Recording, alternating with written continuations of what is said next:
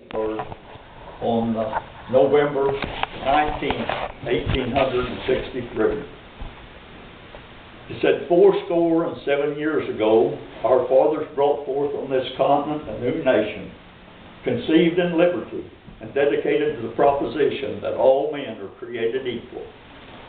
Now we are engaged in a great civil war, testing whether that nation or any nation so conceived and so dedicated can long endure.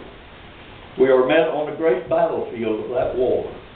We have come to dedicate a portion of that field as a final resting place for those men who here gave their lives that that nation might live.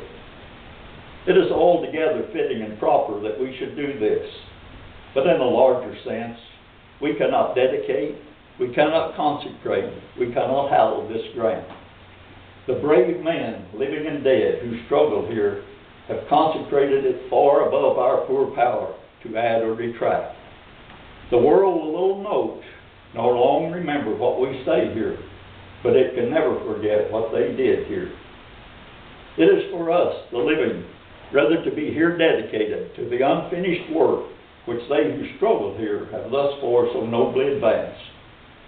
It is rather for us to be here dedicated to the great task remaining before us, that from these honored dead we take increased devotion to that cause for which they gave their last full measure of devotion. That we here highly resolve that these dead shall not have died in vain, that this nation, under God, shall have a new birth of freedom, and that that government of the people, by the people, and for the people shall not perish from the earth. My grandfather, Charles Wesley Ernest, was a soldier in that war. He was a member of this church. He's buried up here in the cemetery with his wife and 2 daughters. My mother was a member of this church. She went to school down here in this lower part at one time. The church was upstairs and they had school down here. My father belonged to the Methodist Church in Willard. They never did change their membership. Rosalynn and I were members of this church until we had the only 2 children in the church, and we decided to go to Willard to the Methodist Church. Ted and Dodie Fortner and Ralph and Iona were members of this church. They're buried up here in the cemetery. Ted and Dodie were the best neighbors going. When I was in grade school, we were quarantined in one winter for 3 weeks. And Ted and Ralph walked over every day and fed and watered the stock. And they couldn't even come in to warm because we were quarantined in. And another thing I remember about Ted, his cows got into a neighbor's cornfield and in the fall of the year and ate quite a bit. And the man drove them up in this lot, and he called Ted and said, "I've got your cows up in my lot, and they've done about $10, $20 worth of damage." Back then, that was a lot of money. And Ted went and got them, and it wasn't but a few weeks till this neighbor's cows got in Ted's cornfield, and they did quite a bit of damage. And Ted called him up and said, "I've got your cows in the lot, come and get them." He drives up in his car, he jumps out with his checkbook in his hand and says, "What are the damages?" Ted said, "I never did charge a neighbor when his cows got out on me, and I don't intend to start now." I'm sure you've all got family and friends that you're remembering this Memorial Day. My father died when I was 3 months old. I don't have any remembrance of him, but I'm looking forward to be reunited, to get acquainted with him when I die.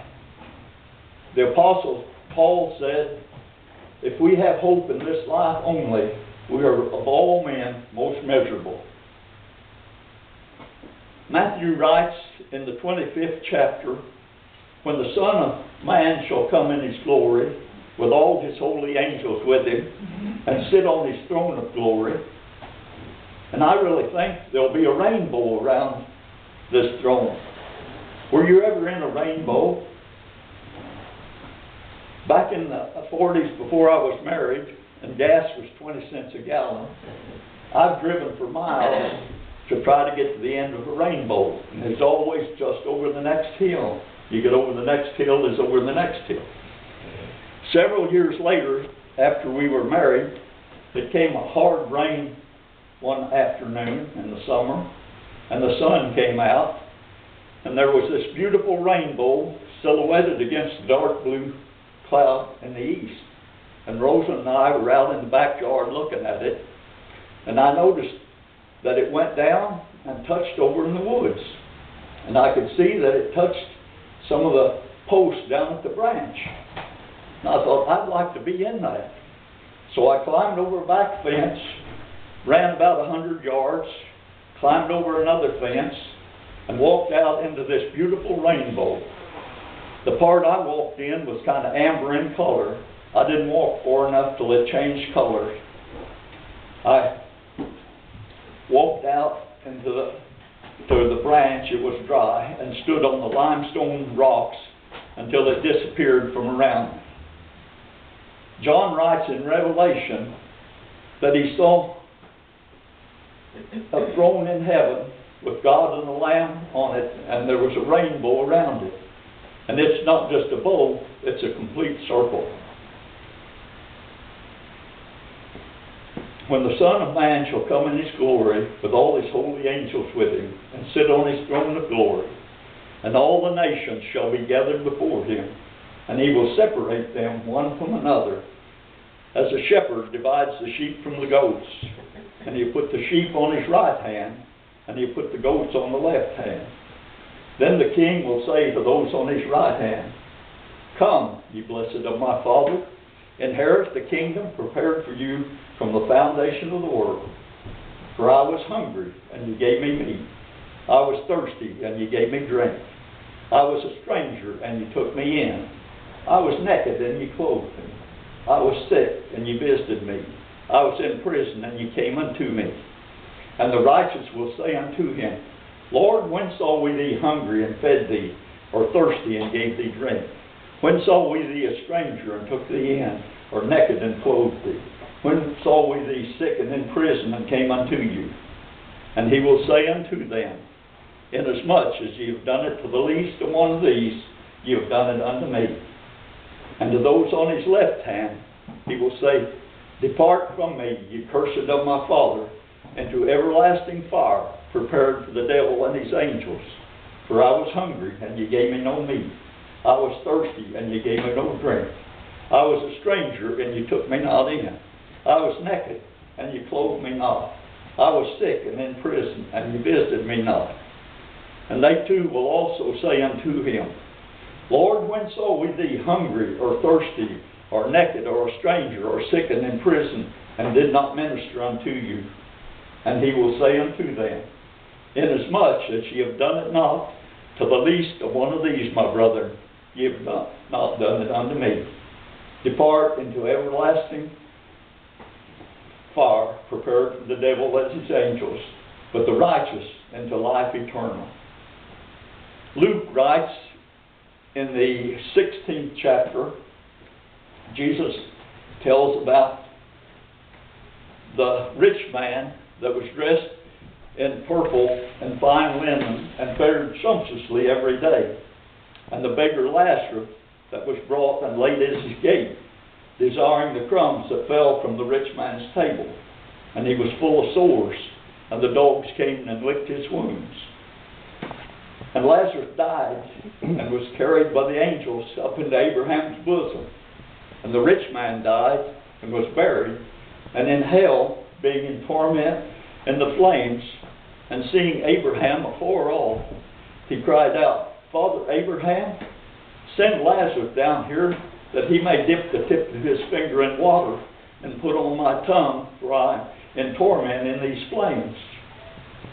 And Abraham said, Son, in your lifetime you received good things, and Lazarus evil. Now Lazarus is comforted, and thou art tormented.